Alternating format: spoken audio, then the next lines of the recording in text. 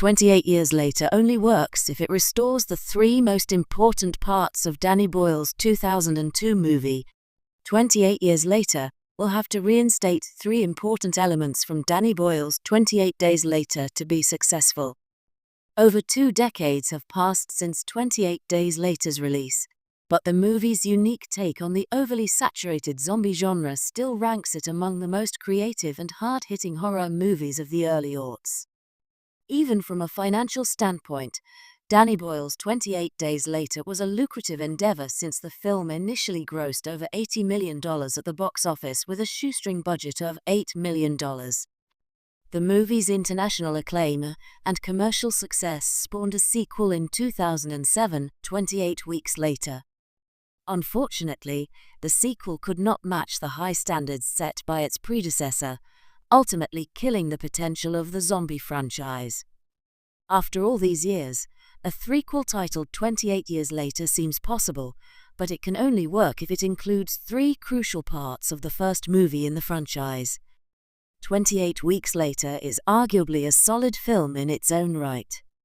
However, one cannot deny that it lacked the character-driven approach and contemplative narrative of the first film. Instead of adopting the emotional depth of 28 Days Later, Juan Carlos Fresnadillo's 28 Weeks Later chose spectacle, driven by high-stakes situations and big-budget set pieces. Its emphasis on action made it more like the regular fare of zombie flicks, and less like Danny Boyle's original 28 Days Later, which revolutionized the zombie genre with its gritty realism. While Danny Boyle's quasi-documentary filming style for the movie played a crucial role in adding layers of authenticity to 28 Days Later's narrative, it was Alex Garland's taut writing that made the characters relatable.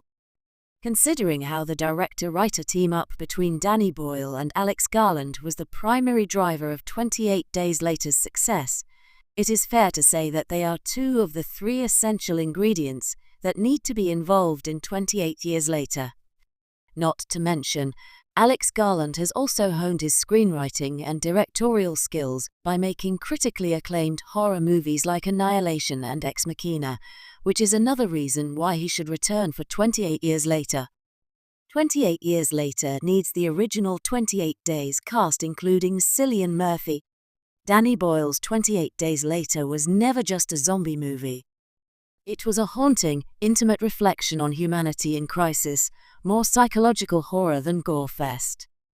Now, with 28 Years Later on the horizon, excitement is building, but also skepticism.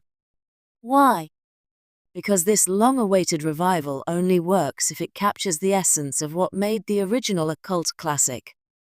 That means bringing back the three most vital elements of the 2002 masterpiece: its raw filmmaking style, its grounded human story, and its provocative social commentary. 1. Return to gritty, guerrilla-style filmmaking. 28 Days Later didn't feel like a Hollywood product. Shot digitally using consumer-grade cameras, its aesthetic was stark, urgent, and disorienting. Boyle and cinematographer Anthony D.O.D. Mantle created a world that looked genuinely abandoned.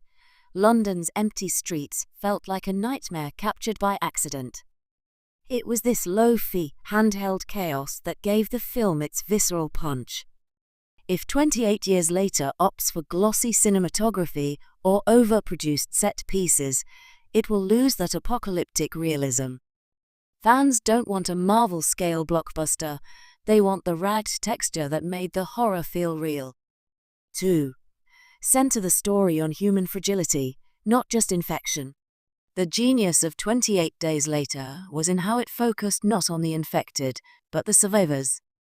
Jim Cillian Murphy, Selena Naomi Harris, and Hannah Megan Burns weren't action heroes.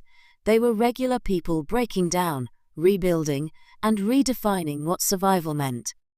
Their relationships, tense, protective, even tender, anchored the chaos. 28 Years Later can't just be a tour of cool kills or jump scares. It must focus on the emotional scars of a world still unraveling, and how people are trying to build meaning in the ruins. We need characters, not caricatures. 3. Reignite the original's subversive themes. Under the surface, 28 Days Later was scathing political allegory. The rage virus wasn't just a plot device, it was a metaphor for real-world violence, anger, and social collapse. The military compound sequence revealed that the true monsters weren't always infected, they were people exploiting the disaster for power. For 28 years later to matter, it has to bite with the same intelligence. Whether it's a comment on climate migration, authoritarianism, or the loss of empathy in a digital world, the film needs something to say, not just scream. In a world flooded with zombie content, 28